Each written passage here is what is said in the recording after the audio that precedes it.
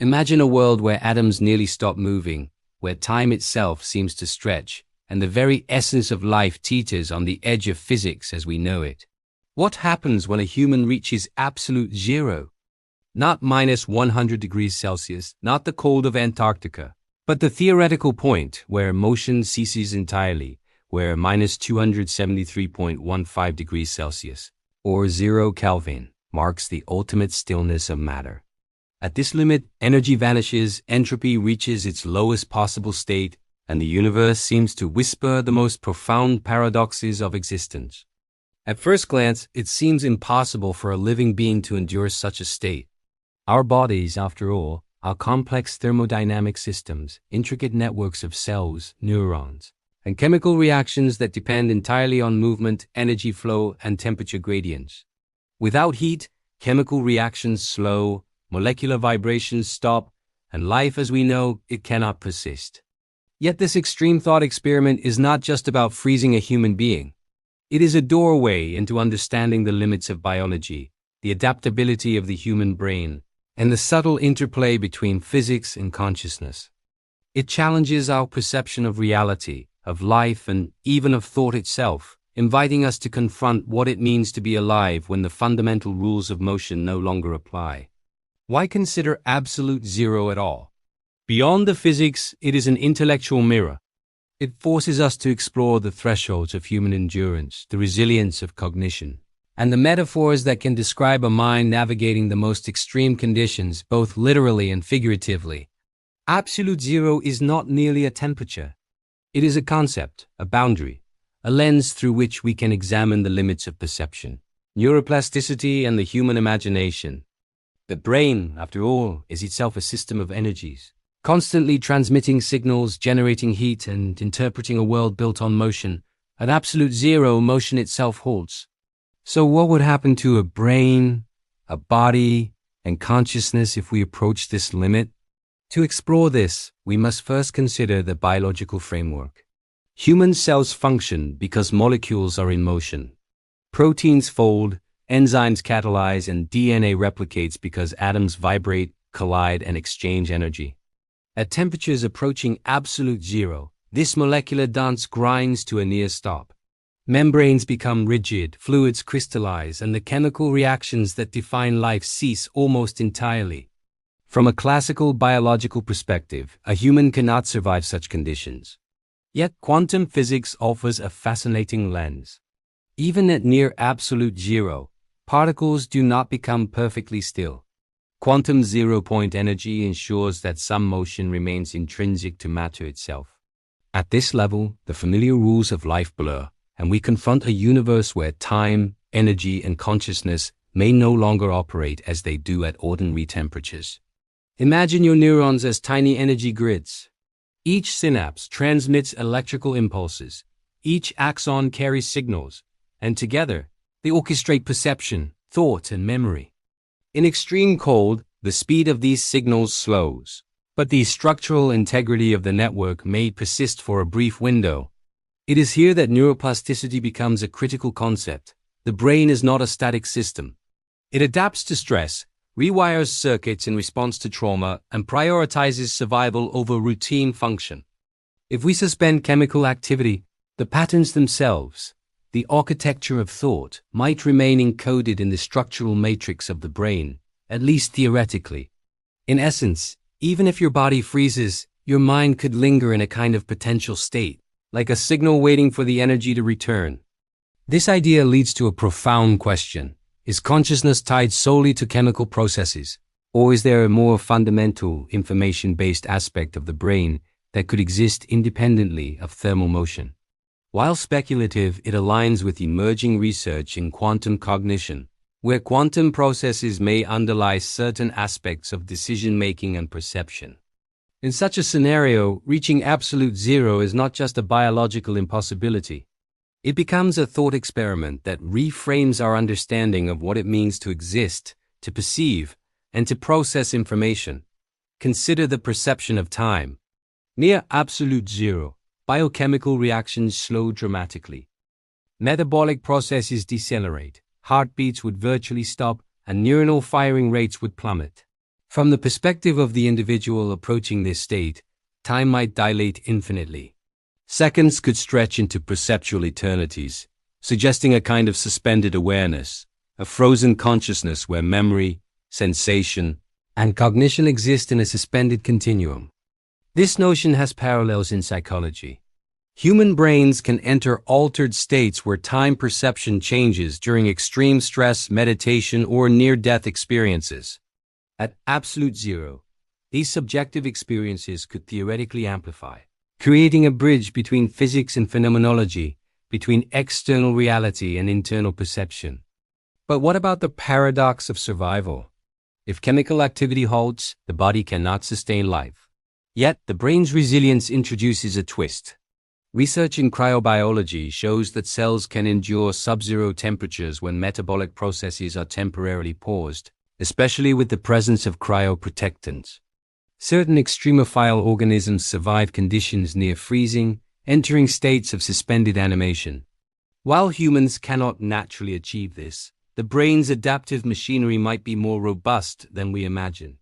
Perhaps the moments when we feel overwhelmed, fatigued, or cognitively frozen, our neural circuits are performing a similar, albeit temporary, protective function. Your brain may feel weak, unresponsive, or offline, but in reality, it is conserving energy, shielding essential processes, and maintaining the structural basis for future activity. In this sense, absolute zero serves as a metaphor for extreme mental stress. When we confront situations beyond our perceived capacity, our minds respond not by collapsing, but by reorganizing, conserving, and preparing for reactivation. Life at the edge is not about failure, it is about the preservation of potential. Now let's explore the physics deeper. Absolute zero is defined as the point at which entropy reaches its minimum. Entropy, in a thermodynamic sense, measures disorder, the number of ways particles can be arranged. For a human body, the entropy of molecular motion is linked to energy distribution, temperature gradients, and chemical potential. If entropy drops to near zero, molecular configurations reach a fixed state. No random thermal motion occurs and systems become highly ordered. On the quantum scale, however, zero-point energy ensures that particles retain minimal motion, preventing a complete standstill. This introduces a fascinating contradiction. The universe resists total stillness. Even at absolute zero, energy whispers through the vacuum, reminding us that nothing in existence is ever truly at rest. Translating this to the human brain, we encounter another paradox. Consciousness depends on motion, the flow of ions across membranes, the cycling of neurotransmitters, the firing of neurons. Yet the architecture of thought, the connections themselves, may persist in an essentially frozen state. Your neural network, like a city suspended in winter, retains roads, bridges, and buildings, even if traffic ceases. And when energy returns, the system can, in theory, resume function with its memory intact. This is not science fiction. Cryonics, the practice of preserving humans at extremely low temperatures, is founded on this principle. While current technology cannot revive a frozen human, the conceptual framework treats consciousness as information embedded in structural patterns, rather than merely ongoing chemical activity. It challenges our intuition about life, identity, and the persistence of self. Imagine being a network of signals temporarily dimmed, suspended in the deepest cold. Your body, an energy grid, has ceased motion, but the potential for information processing remains. This bridges biology, physics, and philosophy, inviting us to question the nature of survival itself. Could life be defined not only by motion, metabolism, and heat, but also by the potential for reactivation, the latent capacity for thought encoded in structural patterns? This brings us to the psychological dimension. Extreme conditions, whether cold, stress, or deprivation, trigger protective responses in the brain. The amygdala modulates fear and alertness. The prefrontal cortex prioritizes essential functions, and neuroplastic mechanisms reallocate resources. Even in extreme hypothetical scenarios, the brain behaves like a system designed to maintain equilibrium, to preserve information over immediate function. Absolute zero, then, becomes a metaphor for extreme cognitive challenges. When we feel paralyzed by choice, overwhelmed by emotion, or cognitively frozen, our brains are enacting micro-scale absolute zero strategies, slowing certain processes, reinforcing essential pathways, and conserving potential for action when conditions improve. The human mind is not fragile. It is a resilient network, designed to endure, adapt, and restart. And there is another twist, rooted in the counterintuitive nature of extreme physics. When a human body approaches extreme cold, thermal energy collapses, chemical reactions halt, and molecular chaos diminishes. From a thermodynamic perspective, the system becomes more ordered. Disorder decreases, entropy falls, and yet the very processes that define life are suspended. In other words, the moment when we are most vulnerable biologically, the cessation of motion and reaction also represents a state of maximum structural preservation. Your brain, your network of thought, is at its most stable when it seems most powerless. Suffering, fragility, or incapacity in this sense may coincide with an intrinsic protective mechanism encoded in biology, a paradoxical form of resilience. This concept has profound philosophical implications. Life is often measured by activity, the beating of the heart, the flow of energy, the movement of limbs. Yet in extreme states, stasis itself becomes a form of survival. Being at the threshold of absolute zero invites us to reconsider our definition of vitality. Perhaps existence is not only about action, but also about preservation, potential, and the capacity to awaken. Absolute zero becomes a metaphor for human experience, for the cognitive pauses, the reflective stillness, and the moments when we seem frozen but are, in reality, preparing for renewed motion. Now, let's return to the sensory experience, even if purely hypothetical. At temperatures approaching absolute zero, your senses as we know them would fail. Vision relies on chemical reactions in photoreceptors. Touch depends on ion flows in sensory neurons. Even thought requires electrical gradients. As these processes decelerate, the subjective experience of reality would blur, perhaps into nothingness or perhaps into a strange, dilated perception of time where memory, expectation, and awareness coexist in a static continuum. It is here that neuroscience, psychology, and philosophy converge. What is consciousness if all sensory input ceases? Can awareness persist in the absence of motion? Modern theories suggest that consciousness is emergent from complex interactions, yet these interactions rely on physical processes. At absolute zero, we face the ultimate test, the theoretical disappearance of the very substrate that enables thought. Yet, in the quantum view, information is never truly lost.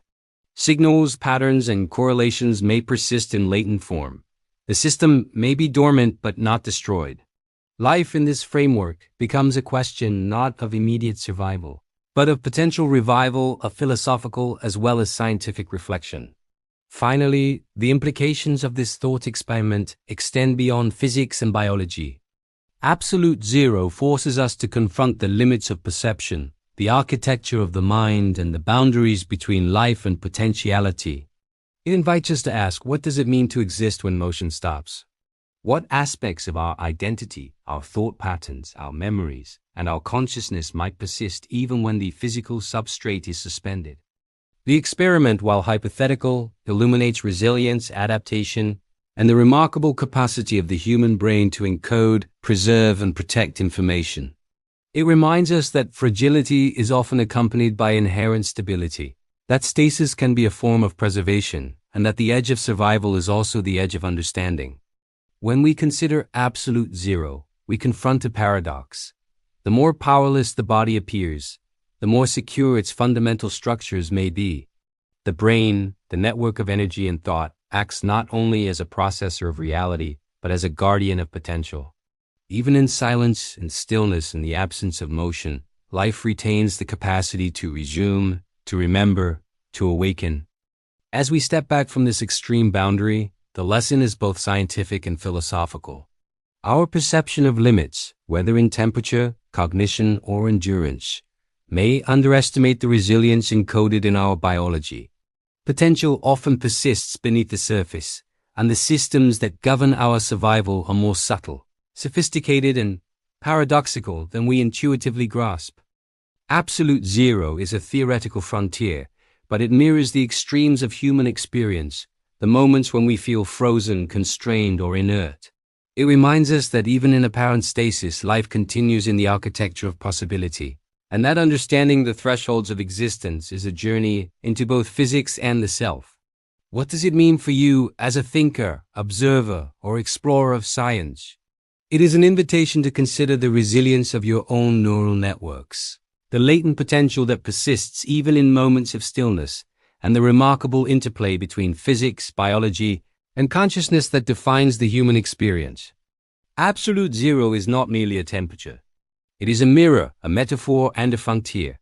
It asks us to question what is real, what survives, and what it means to exist when all motion ceases. It challenges us to reflect on the capacity of our minds to adapt, to preserve, and to awaken, even after extreme suspension. And perhaps most importantly, it leaves us with a question that extends beyond science. If life's most essential structures can endure in apparent stillness, what latent potentials lie within your own mind waiting to be reactivated? How do you preserve your own energy, protect your essential processes, and maintain the architecture of thought during moments of extreme stress or challenge? The universe, in its coldest state, holds not just physics, but wisdom. It teaches that fragility and resilience are intertwined, that stillness can be a form of survival, and that even at the edges of reality, potential persists. Reflect on this as you navigate your own life. Consider the frozen networks within your brain, the structural patterns that encode memory, personality, and thought. Recognize that in every pause, every moment of apparent inactivity, the architecture of your existence remains intact. Absolute zero is a metaphor not of death but of preservation, not of ending but of latent possibility. And this is the essence of curiosity-driven science, to take the mind to the extremes, to confront the impossible, and to emerge with a deeper understanding of life, thought, and the universe itself. If you found this exploration as mind-expanding as I hope you did, dive deeper into the conversation. Share your thoughts in the comments. What do you think would happen to consciousness at absolute zero? Could potential exist independently of motion? Reflect, discuss, and challenge your assumptions. Don't forget to like this video if it expanded your understanding, and subscribe to MindSpark Science to continue exploring the boundaries of physics, neuroscience, and philosophy together. Every new video is a journey into the unknown, a spark for your curiosity, and an invitation to question reality itself. Stay curious and remember, even in stillness, the potential for discovery endures.